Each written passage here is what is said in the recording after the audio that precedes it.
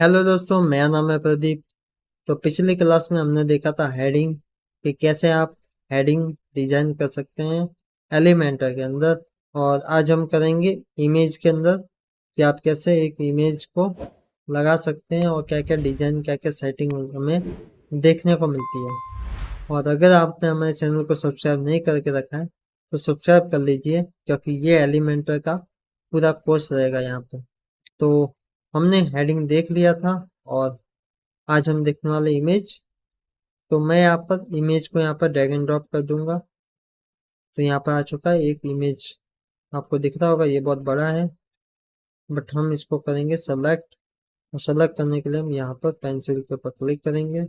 और सबसे पहले हमें यहाँ पर एक इमेज सेलेक्ट करनी है, तो अंदर एक इमेज रखी हुई है ऑलरेडी, उसी को मैं ले लेता हूँ। तो आपको दिख रहा होगा ये एक इमेज है। ये हेडिंग को मैं हटा देता हूँ, जो कि हमारा काम हो चुका है। तो ये इमेज मैंने यहाँ पर रखा है, जो कि लैपटॉप पर इस तरह से दिखेगा, मोबाइल में इस तरह से दिखेगा। अब इमेज का रिजोल्यूशन आप यहाँ पर सेट कर सकते हैं। जैसे ये थंबनेल का इमेज है, ये मीडियम लेवल है, मीडियम लार्ज है एंड उसके बाद फुल है तो फुल रख सकते हो। एंड उसके बाद कस्टम का भी ऑप्शन है, तो कस्टम में फिर आपको बताना रहेगा कि आप कितना रखना चाहते हैं। तो मैं जैसे यहाँ पे 500 बाय 500 कर लेता हूँ, अप्लाई कर दूंगा। तो ये 500 बाय 500 का आ गया। अगर मैं विथ को 900 कर दूँ, अप्लाई करूँ, तो ये 900 बाय 500 आ गया। तो कुछ इस तरह से आप डिजाइन रख सकते हैं।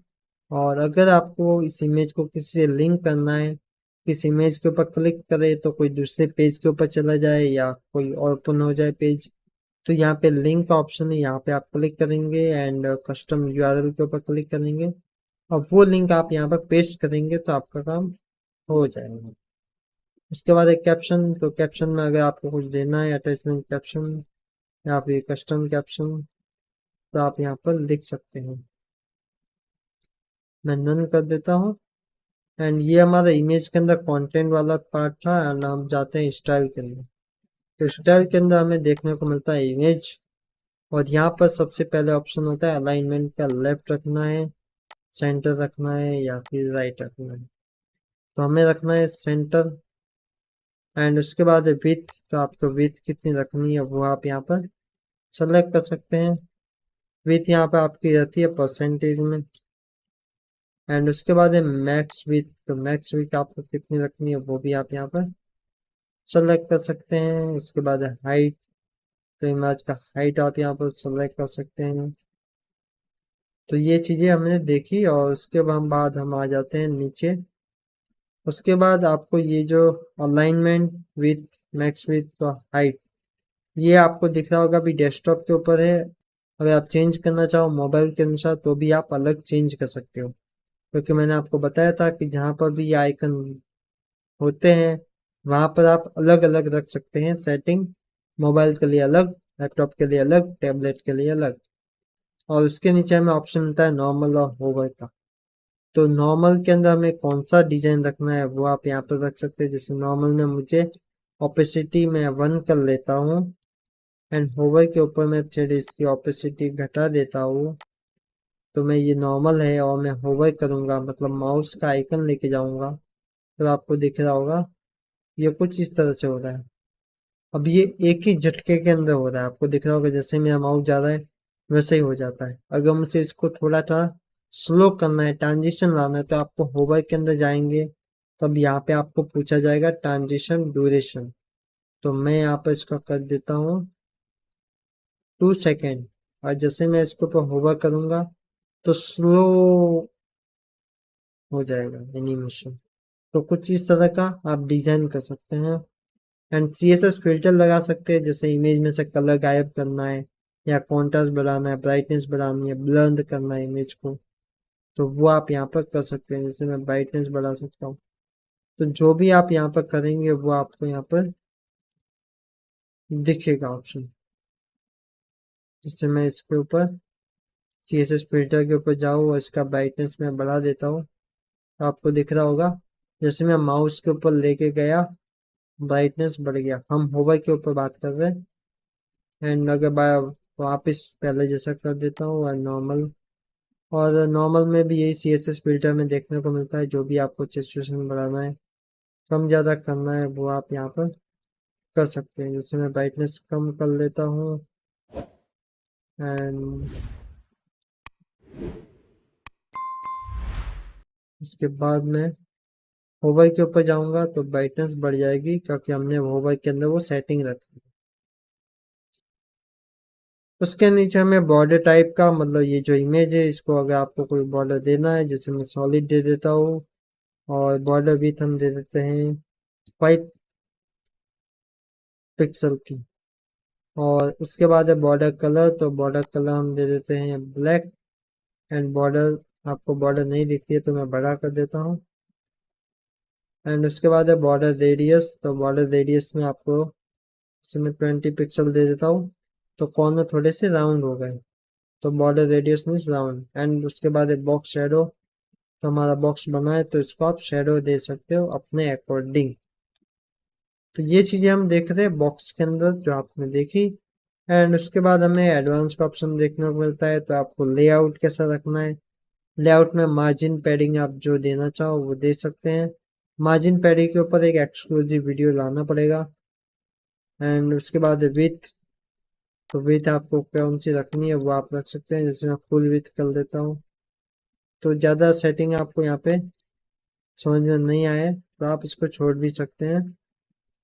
एंड उसके नीचे हमें ऑप्शन देखने को मिलता है मोशन इफेक्ट, तो जब भी इमेज लोड होगी तो कौन से एनिमेशन के साथ आनी चाहिए वो हमें यहाँ पे देखने को मिलेगा।